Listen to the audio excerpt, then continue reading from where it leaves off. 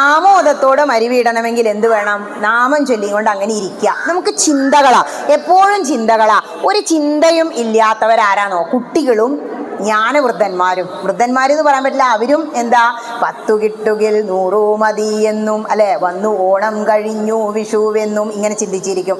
പക്ഷെ ജ്ഞാനവൃദ്ധരെന്തേ ചിന്തിക്കുന്നോ?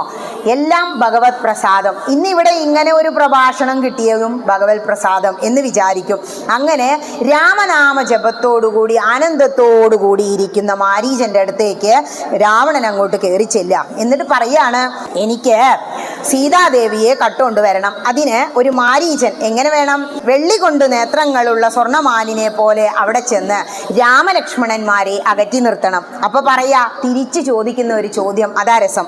ആരുപദേശിച്ചിതു മൂലനാശനമായ കാര്യം നിന്നോടവൻ നിന്നുടെ ശത്രുവല്ലോ, നിന്നുടെ നാശം വരുത്തിയിടുവാൻ അവസരം തന്നെ പാർത്തിരിപ്പോരു ശത്രുവാകുന്നതവൻ. ഇങ്ങനെയൊക്കെ ആരാ പറഞ്ഞു തന്നത്? അത് നല്ല കാര്യം അല്ല. ഇത് പറഞ്ഞു തന്നത് തൻ്റെ നാശം ആഗ്രഹിക്കുന്ന വ്യക്തിയാണ് രാവണപ്രഭു എന്ന് പറയാം. കുറെ കാലത്തിന് ശേഷം അന്തപുരത്തേക്ക് കയറി വന്നപ്പോൾ തന്നെ പേടിച്ചു ഇത്ര. രാവണൻ ദുഷ്ടനാണ്, എന്ത് ദുഷ്ടതരത്തിനാണാവോ ഇപ്പൊ വരണേന്ന് പറയുന്ന ഒരു വരിയുണ്ട്. നിങ്ങൾക്ക് അതിൻ്റെ അർത്ഥത്തിന് മുമ്പ് മനസ്സിലായോന്നാവോ? നല്ലതല്ലേതും നിനക്കിത്തൊഴിലറിക നീ, രാമചന്ദ്രനിലുള്ള ഭീതി കൊണ്ടകതാരിൽ മാമകേ രാജരത്നരമണിരഥാദികൾ. രാജം, രാജാവ്, രത്നം, രമണി, രഥം, ഇതൊക്കെ ഏത് വാക്കിലാ തുടങ്ങുന്നത്? രാ. ഈ രായിൽ തുടങ്ങുന്ന എല്ലാ വരികളും എനിക്ക് പേടിയാണ് കേട്ടോ. രാമനെ ഓർത്തിട്ടുള്ള പേടി ഒരിക്കൽ ഒന്ന് അനുഭവിച്ചതാണ്. നമ്മൾ പറയില്ലേ, ചൂടുവെള്ളത്തിൽ വീണ പൂച്ചയ്ക്കെന്ന്, അതുപോലത്തെ അവസ്ഥയാണ് മാരീചന്. ഒരിക്കൽ രാമബാണം പിന്നാലെ വന്നപ്പോൾ ആശ്രയിച്ചിട്ടാണ് ഇങ്ങനെ വന്നിരുന്നത്.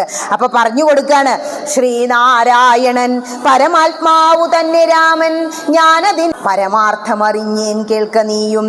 ഇതൊക്കെ പറഞ്ഞു കൊടുത്തു. മാനുഷനല്ല രാമൻ, സാക്ഷാൽ ശ്രീനാരായണൻ താനെന്നു ധരിച്ചു സേവിച്ചു കൊള്ളുക ഭക്തിയാ, എത്രയും പരമകാരുണികൻ ജഗന്നാഥൻ, ഭക്തവത്സലൻ ഭജനീയനീശ്വരൻ നാഥൻ. കരുണാമയനാണ് ശ്രീരാമചന്ദ്രൻ. അതുകൊണ്ട് എന്ത് ചെയ്താൽ മതി? രാമനാമം ചൊല്ലിക്കൊണ്ടു ഇതിനൊന്നും പുറപ്പെടണ്ടാട്ടോ എന്ന് പറഞ്ഞു കൊടുത്തു. അപ്പൊ പറയാ, മർത്യനായി പിറന്നെന്നെ കൊല്ലുവാൻ ഭാവിച്ചതു. നീ ഇപ്പൊ പറഞ്ഞു രാമനെ ആശ്രയിച്ചാൽ മതിയെന്ന്.